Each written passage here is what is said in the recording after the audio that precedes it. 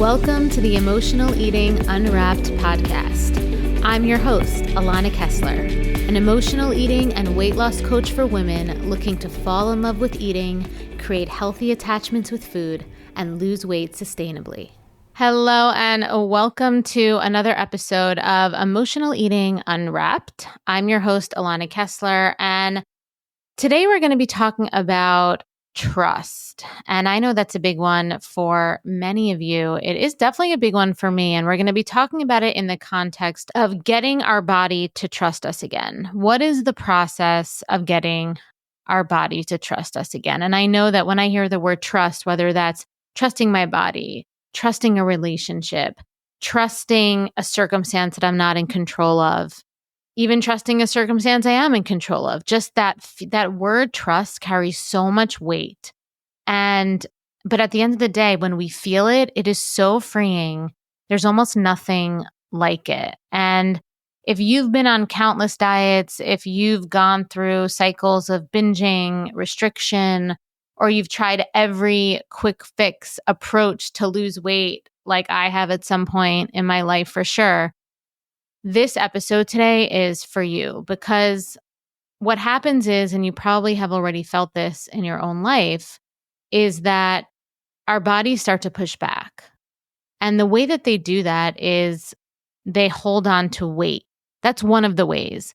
There's other ways. We can start to get little pains here and there. Some of us can get rashes. Some of us can get headaches, right? So there's ways that our bodies begin to talk to us when we're not trusting it, or when we've created a situation of imbalance.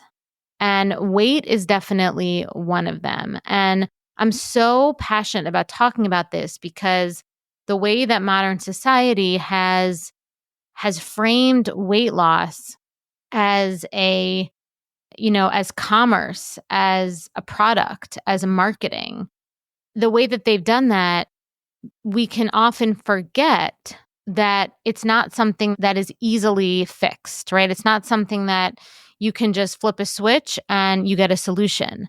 And I think that's how many programs are being sold. That's how weight loss is being talked about.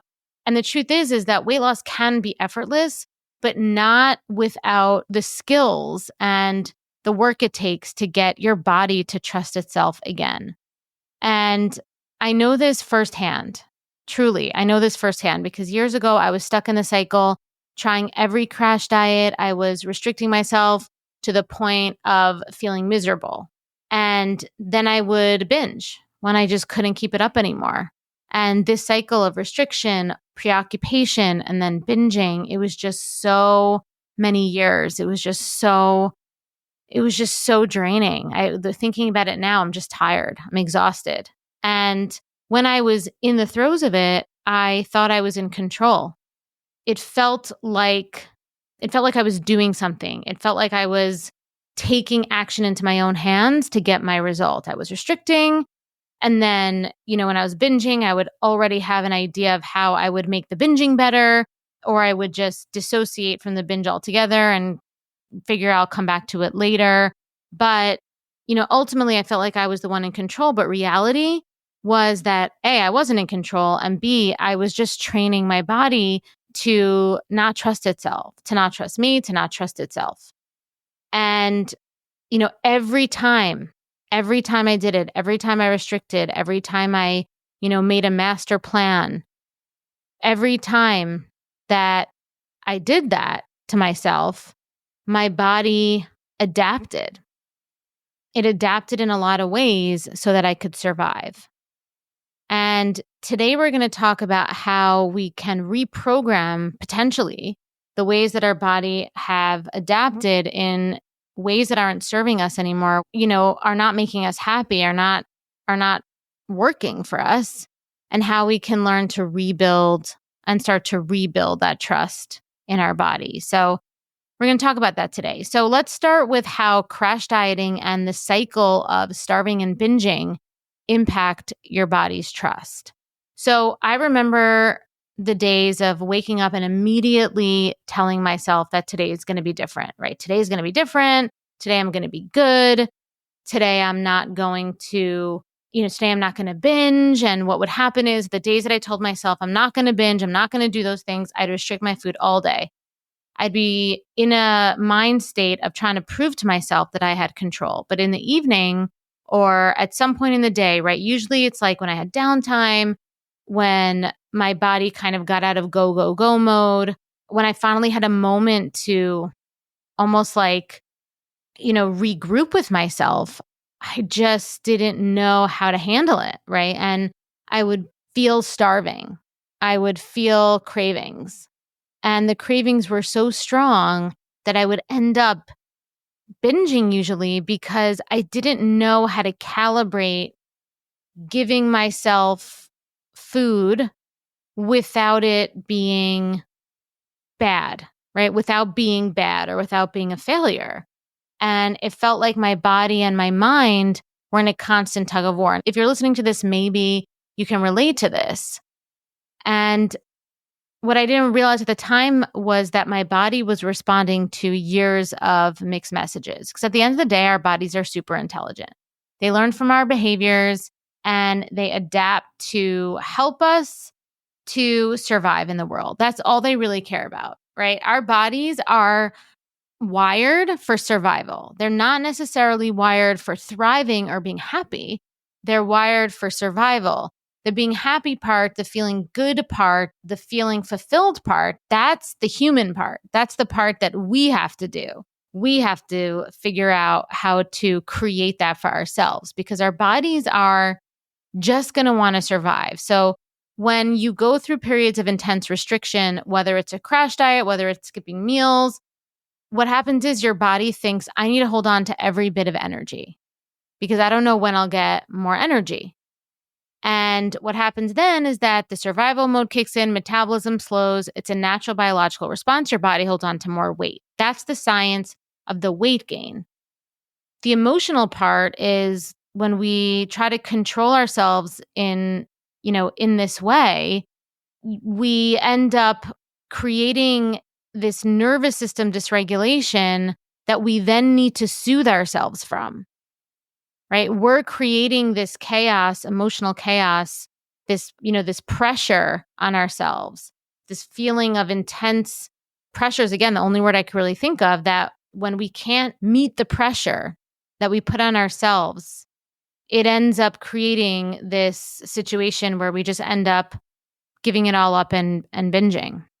And so when we go through these cycles of restricting and then binging, it creates confusion in our metabolism. It creates confusion in our bodies. And like I said before, our bodies are wired to survive. So they're very intelligent from a survival perspective. And, they learn from our behaviors. And restriction sends the message that food is scarce. Restriction will send a message that food is scarce and our body slows down, our metabolism slows down, and we start storing fat. And essentially, our bodies shift into this state of protection. And when we're in this state of protection, the body doesn't want to let go of weight. The body's immune response is going to stay high because it thinks it needs to be protected. And what happens when our immune response is high is that we get inflamed. And depending on not to get too science nerdy with you, but depending on your epigenetics, depending on, your unique DNA, you're going to experience symptoms. Like I said, weight gain could be one of them, but others could be joint pain. Others could be headaches, right? It depends on your own self, but typically weight gain is one of them because our body stores fat. That's like the first line of defense when we think we need to protect, because our body knows it needs calories and food and energy to survive. And so, again, a little bit of science for you, but fat has the most calorie per gram, so it stores fat. And when we binge, what happens there is that it reinforces this cycle of scarcity and overconsumption. And what it does there is it confuses our hunger and fullness cues, and it confuses our hunger and fullness hormones, ghrelin and leptin, right? So our hormones get imbalanced. And when our hormones get imbalanced, a lot of stuff gets imbalanced. That's why I say that understanding your hunger cues and really reconnecting with your emotional landscape, getting your nervous system balanced, which happens over time with consistent practice of a new way of being with your feelings, right? It's not just one strategy or one tool that you get. And again, it's like a quick thing. It's a consistent practice and a refining of a new way of being with yourself. And when that happens, the chaos starts to calm and everything could start to rebalance and the weight could start to come off. And so for me, this pattern, restriction, the binging, the overconsumption, all this stuff, this pattern went on for so many years. And, ultimately, like I said earlier, I thought that those were the pathways to getting me where I wanted to be. And honestly, even things like macro counting and exercising and thinking about how many calories I burned exercising, even that, right? So that also it's a form of restriction. Like doing that stuff where you're hyper focusing on numbers and you're constantly trying to, do math and all that stuff. It's a form of restriction. And what it was doing, it was making it harder for my body to let go of weight. Because ultimately it wasn't about hitting, my macros or whatever, because if I was hitting them and I was hitting the calories, but I was obsessed the whole time, my body would still think it needed to protect me because my nervous system is whack, being stressed all the time about wondering if I'm doing everything right. So it didn't matter, right? That's why I always like to say those nominal numbers don't really matter in the grand scheme, right? It's not about willpower. It's not about that. It's not about the perfect meal strategy. And this pattern went on for so many years. And ultimately, my body just held on to weight because all it wanted to do was get me out of this unpredictability, this sense of deprivation it felt like I was doing to myself, because that's its first line of defense.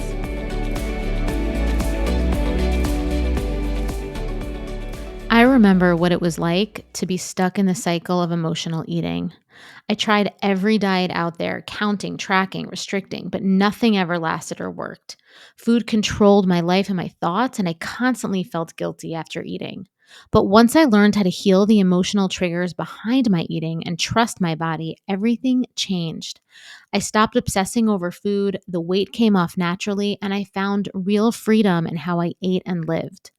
I created the Eat Freely, Live Fully year-long mentorship to help other women experience the same transformation. So you can stop battling with food, you can lose weight without deprivation, and you can feel confident in your body again. In this mentorship, you'll get personalized coaching, weekly check-ins, bi-weekly meditations, and a community of women who truly get you. Plus, you'll have access to my signature programs, The Emotional Eating Solution and Decoding Permanent Weight Loss. And to help you get started, your first month is just $33, so no pressure. It's just a chance to see what's possible for you. Click the link in the show notes to start your journey today, because you don't have to do this alone anymore. I'll be there with you every step of the way.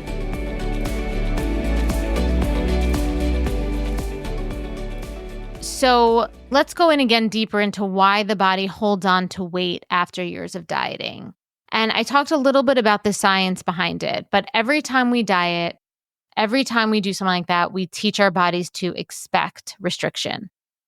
Our bodies start to think, okay, there might be another period of starvation soon, so I'd better hold on to fat as a backup source of energy. Like I said, this is survival mode, and it's a protective response that's been built into us over thousands of years. Dieting also disrupts hormones, like I said, hormones like your fullness and hunger hormones. But also, when those hormones get disrupted, hormones like insulin gets disrupted, cortisol gets disrupted, and those play a massive role in how we feel hunger as well, how we process energy, and how we store weight.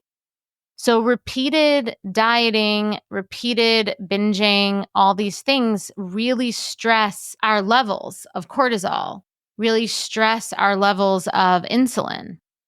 And cortisol is the primary stress hormone. And ultimately, when our cortisol is out of balance, you're going to see that weight mostly in your stomach. That's typically where you'll see that kind of extra weight that you're carrying, because that's where cortisol lives. And again, like I said, the mental stress of dieting, feeling like you're failing all the time, you're not good enough, it only adds to that.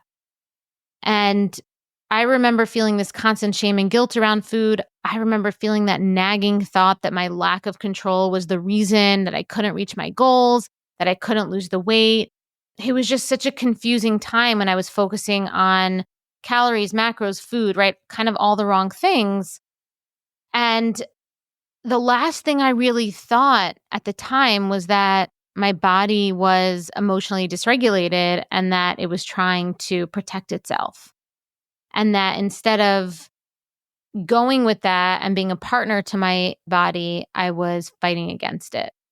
So, how do we start to rebuild that trust? How do we reconnect with our bodies after years of mixed messages, restriction, overconsumption, binging, maybe purging?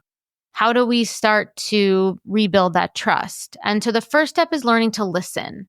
And I feel like when you think about any advice you get for building trust, listening is usually the first step. And it's really no different here when it comes to food.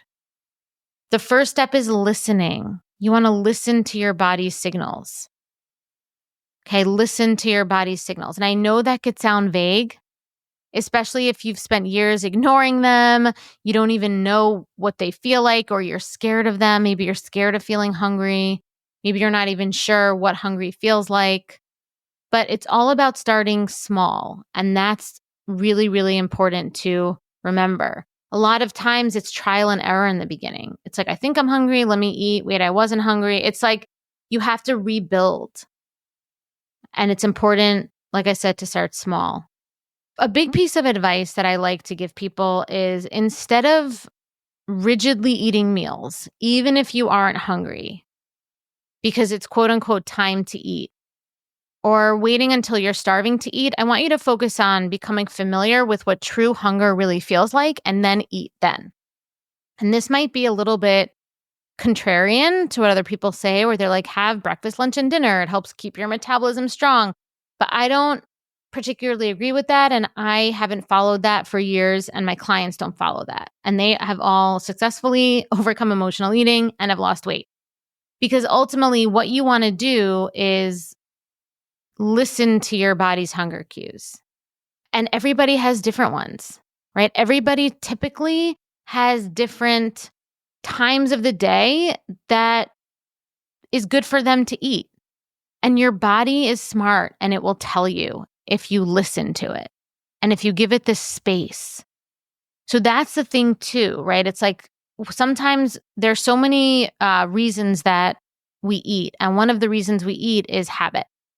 So it can be hard in the beginning to be like, wait, so 8 o'clock is going to go by, but that's usually when I have this in the morning and this. And it's going to be interesting to start to ask yourself, like, am I hungry for this? And then if you're not hungry, not have it. And then what happens then? Maybe that triggers like a craving or like something inside, which feels uncomfortable, right? So there's a lot that sometimes happens when you start to change your behavior in this way and you start to approach eating in this way. But doing it this way, where you, instead of rigidly eating your breakfast, lunch, and dinner, and instead you start going with your hunger cues and eating then, that is really how you start to heal. That is how you start to explode your metabolism, right? Then your metabolism starts to get trained.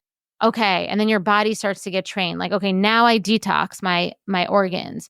I don't have to carry extra weight. Now I know I'm going to be hungry. Usually once you get in tune with your hunger cues, they're pretty like regular, right? You start to know when you regularly want to eat. And then your body knows.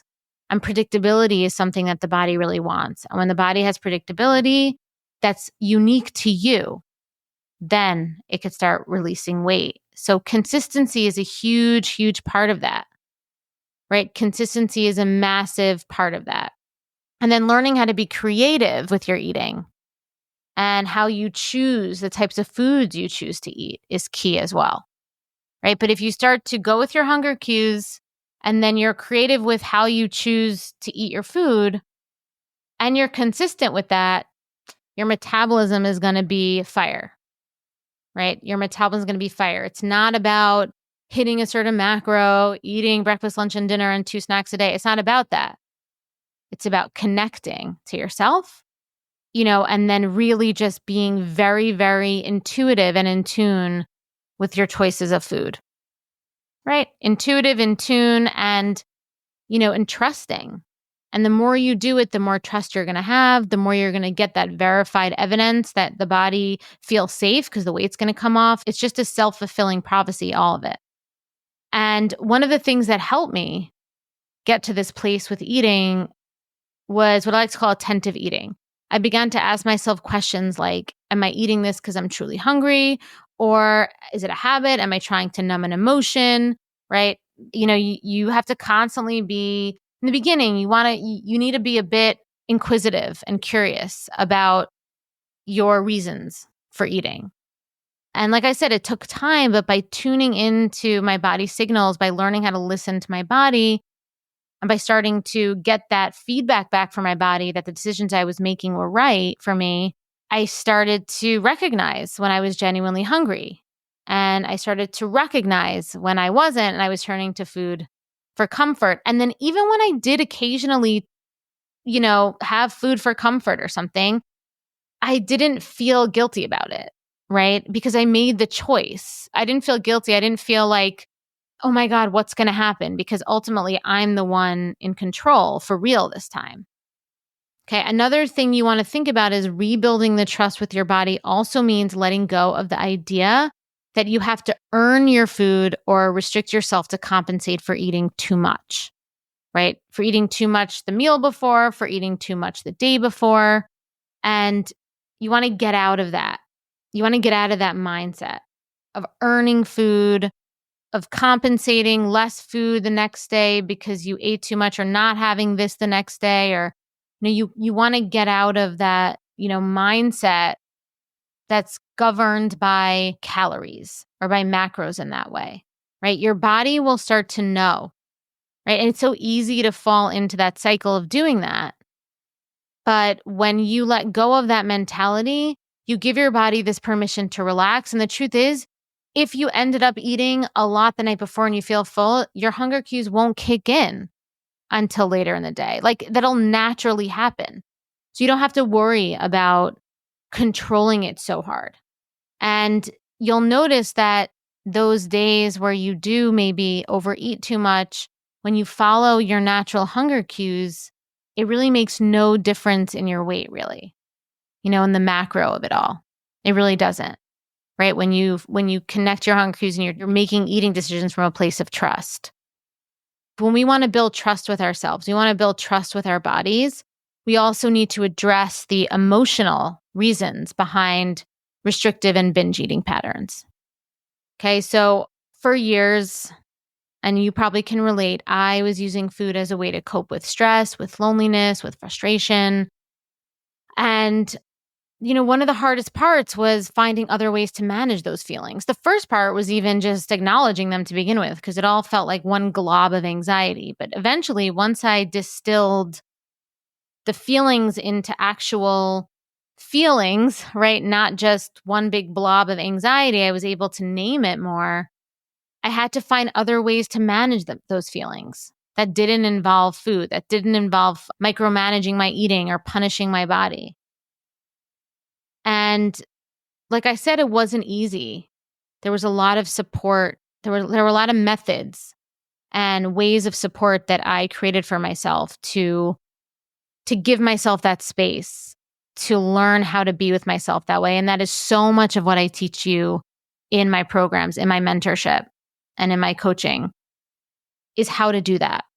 And again, that is a practice. That's not something that it's like, well, how do you do it? Give me the ABC. It's really like a consistent practice. There are methods, but a lot of it has to do with trying it, getting feedback, and coming back for more support. Okay, so that's the big part of it. That's really the tool. It's getting a suggestion, trying it, and then coming back for support to process the feedback and then try again. Okay, so, and what happens when you do this, when you give yourself permission to feel these emotions, and you start to feel comfortable feeling the emotions, and you start to feel confident that you could be with them, you start to free yourself from the need to use food as a coping mechanism.